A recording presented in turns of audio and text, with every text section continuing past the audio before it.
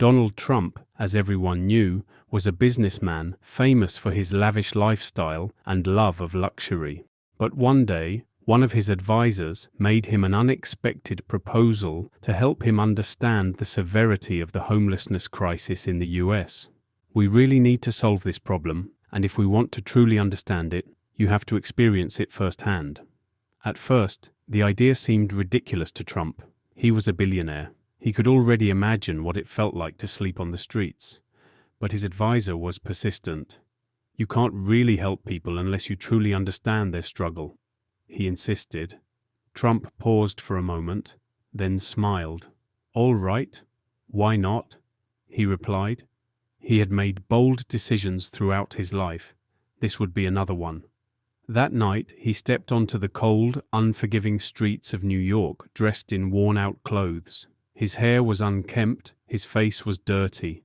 With no wallet, no credit cards, and no security detail, he set off with just a few dollars in his pocket. He blended in with the crowd. No one gave him a second glance. He was no longer the center of attention. Now, he was just another forgotten soul in the back alleys of the city. First, he needed to find food. He made his way to a street corner where a charity was handing out hot soup. As he got in line, an older man next to him turned and asked, "First time here?" Trump nodded. The man gave him a knowing smile. "Don't worry, buddy. We all ended up here one way or another." For the first time in his life, Trump understood what it meant to wait in line for a bowl of soup. Shivering in the freezing wind, he stood among the very people he had once looked down on, just another man trying to get by. As he talked to them, he realized each one had once lived a normal life. Some had lost their jobs, others had fallen into debt due to medical bills, and many veterans struggled to reintegrate into society after returning from war. As the night wore on, he began to feel the cold settle into his bones beneath the bright lights of Manhattan. He found a place to sit, but there was no such thing as comfort. A group of young people passed by, laughing loudly as they mocked people like him. Someone else walked past and tossed a few coins in his direction, not even looking at him. Is this how people see those living on the streets? In that moment, Trump reflected on his past. When he was rising through the business world, he had believed that being ruthless was the key to success. But now, sitting on a cold sidewalk, shivering, he had become one of the very people he had once dismissed. When Trump woke up at dawn, his body felt heavier than ever. His back ached from sleeping on concrete, his joints were stiff, and hunger gnawed at his stomach. But what shook him the most wasn't the physical pain. It was the emotional experience. Throughout the night, he had silently hoped for someone to notice him, to offer help, but no one had. People either looked away or ignored him entirely. In a city of millions, he had felt like a shadow.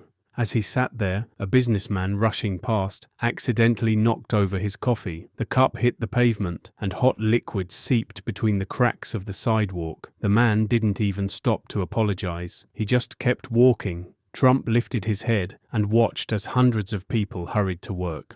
In a city filled with towering hotels and buildings bearing his name, the very people who once served him now either looked through him or didn't look at all. When Trump woke up at dawn, his body felt heavier than ever. His back ached from sleeping on concrete, his joints were stiff, and hunger gnawed at his stomach. But what shook him the most wasn't the physical pain. It was the emotional experience. Throughout the night, he had silently hoped for someone to notice him, to offer help, but no one had. People either looked away or ignored him entirely. In a city of millions, he had felt like a shadow.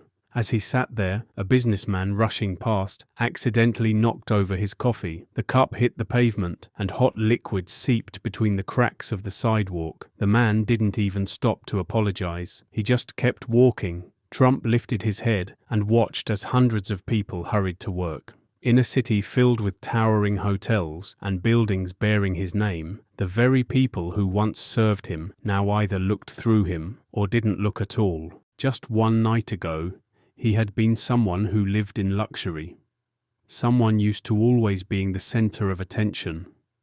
But now no one cared about him. In a single night, He had experienced how easy it was to disappear into the lowest depths of society. It was a lesson in how money and power could suddenly become meaningless. A few feet away, a police officer was trying to wake up another homeless man. "You can't sleep here," he shouted. The man didn't protest. He simply got up and walked away with heavy steps.